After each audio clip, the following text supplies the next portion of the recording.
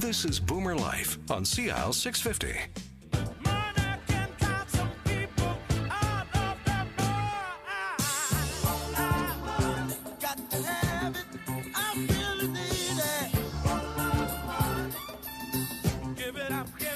Talking money, money, money, money from the OJs in the 1970s on this episode of Boomer Life. It's all about money. It's all about personal debt, and it's all about, sorting it all out, getting it fixed up, getting it straightened away. Our guest is Brett Luckin from Abakhan and Associates, trustees in bankruptcy and proposal administrators.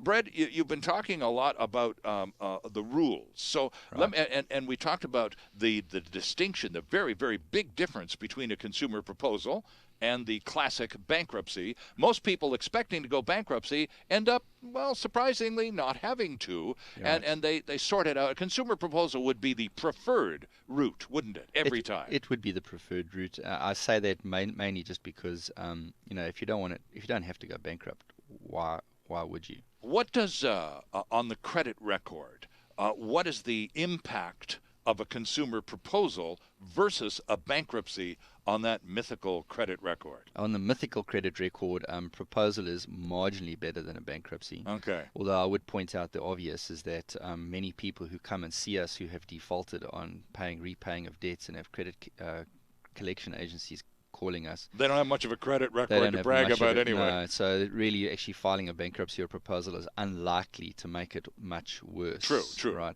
And in fact, that's a bizarre reality. The bizarre reality is that people will come and see us who are barely making their minimum payments, Right. and may well have good credit records as a result. Because they're making the minimum Because payments they're making on them, time. but of course they can't afford the debt they have Right. whatsoever. But their Right. credit rating is very good, and of course the moment then they file a bankruptcy or a proposal, that severely The whole house of cards comes crashing down. Yes, but of course Right. that's relatively inevitable, because if you don't file a consumer proposal or a bankruptcy and you can't make your repayments, then garnishment collection agencies are the inevitable. Sure. Yeah. What about exemptions? When you file a consumer proposal or a bankruptcy, are there any special conditions that we should know about? Is anybody... Well, tell us about the rules. Okay, in a bankruptcy, an example will be that, as I mentioned to you, $4,000 in BC, it's $4,000. Oh, for household effects. For household effects. Sure.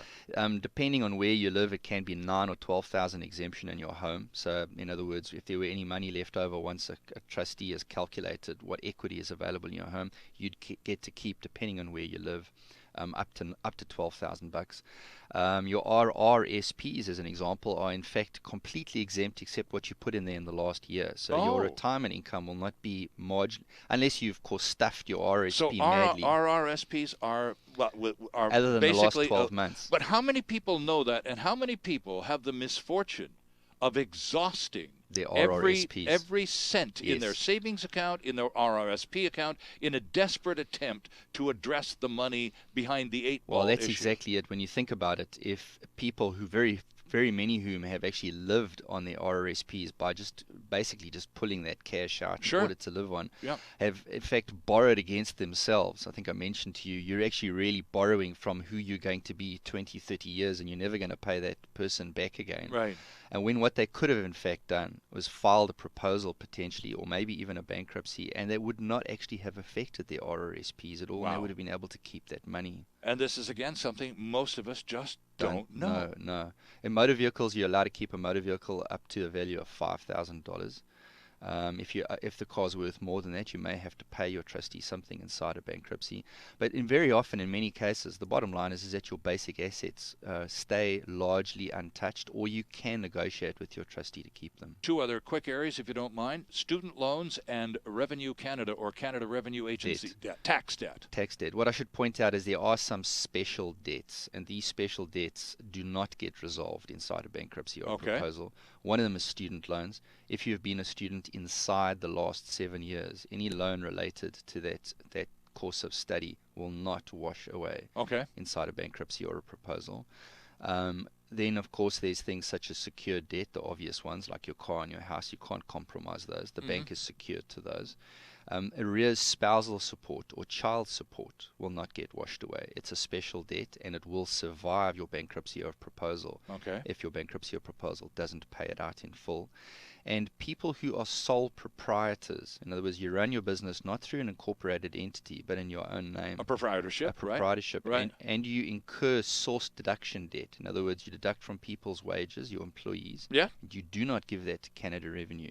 That is a very special debt, and that kind of debt has an exceptional priority in a bankruptcy or a proposal and has to get paid no matter what.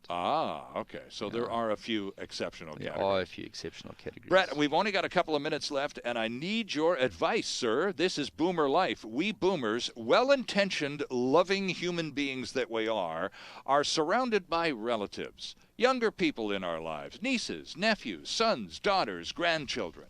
All of whom, or many of whom, are going to come and try and tap us for a few bucks. Need to buy a house, want to buy a car, want to buy an RV, got a baby coming, need to upgrade the house. When a boomer parent or relative is persuaded by a relative, a younger person in their life, to contribute financially to that younger person's circumstances, what are the practical rules surrounding how we should conduct that loan or gift? Because you, sir, as a trustee, see the other side of what happens when people don't approach it with some kind of sanity and get burned, and sometimes quite badly. Right. There's two areas. One is joint debt issues. For instance, your son buys a car, your son or daughter buys a motor vehicle. It doesn't earn enough money to be able to get the loan from the bank. Dad co-signs. So dad co-signs. All right. Okay. So there's those kinds of things. Student loans, potentially like student loans, a line of credit with bank that are not federal or provincial loans, but actually you go to a bank and you get them to loan 20 grand, and then mom and dad co-signs. You get those kinds of joint debts.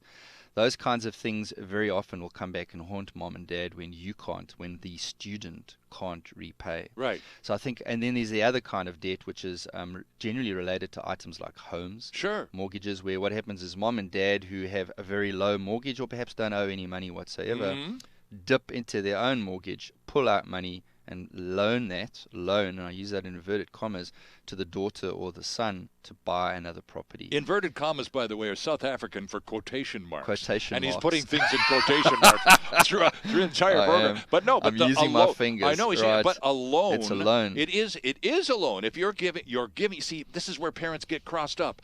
Our precious little daughter is getting married. We're going to give her $100,000 so she and her beau can go buy themselves a home and start a life. But now, nothing wrong with that. Mistake, nothing wrong with that. Here's the mistake mom and dad make. First of all, the mistake mom and dad make is that what they do is they don't approach that loan like they would anything else, which is with a lot of trepidation and due diligence. Right. You would never loan $170,000, and I use that figure because I know of a couple that did exactly this. Okay. You'll never loan $170,000 to just anybody. True. Okay, but when you loan it to your daughter, why would you do that without first checking out why you're doing it and how to protect yourself? And in this particular case, and this I think is a case that probably you can extrapolate to many other circumstances, they loaned $170,000 to the daughter who was just about to get married to buy a property. They took no security against the house. They could have registered a mortgage on the home, right. which is what they should have done. Right. Just had to see a lawyer, pay a couple of $1,000s. You are loaning $170,000. Right, it's big cash. It's big cash. And what happened is, of course, the son and daughter. The son went bankrupt. Son and daughter fell apart. The relationship fell apart, and when the son went bankrupt, the trustee now owned the half of the son's house. And the result of that is that what happens to mom and dad's $170K? It turned into less than 85. Oh my! Overnight. Okay, and keeping in because mind, of the division of assets. Because of the division of assets, and because the son now being bankrupt, his half of the home now belonged to the trustee. Oh. And mom and dad took no. And if mom and dad had taken security, what would have happened is, in fact, the trustee would have had no interest in the property whatsoever. Right. And mom and dad would have got their whole $170,000 back. So the point is, and you know, you can't fault mom and dad for loving their daughter and wanting to see her and succeed. We all want our children to succeed. We all want the best for our children, but we can't be stupid about it. If all you're suggesting is if you're going to conduct a major financial gift, and I put that in quotation marks, a loan or gift of some kind to a young person in your life, imagine that person to be anybody other than him or her, and would you give the same amount of money, no strings attached, to anyone other than that person? Correct. That's exactly it. That's the rule, isn't it? That is the rule, yes. Yeah. And it's a tough one to follow because there are children. That's right. But remember that it's your retirement income. You are 65, 70 years old.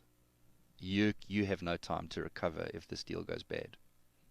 It's always good to have you pop by with your inverted quotation marks and commas and all the rest of it. Our guest, Thank you, Stirling. A trustee in bankruptcy, a real good guy, and his phone number, by the way, from anywhere in British Columbia is 1-877-308-8877. All of the information, all 5 offices around British Columbia, and, of course, Brett Luckin's personal contact points and all the good people at Abakhan Associates on the website, Abakhan, ABAKHAN.com. See you next time on Boomer Life.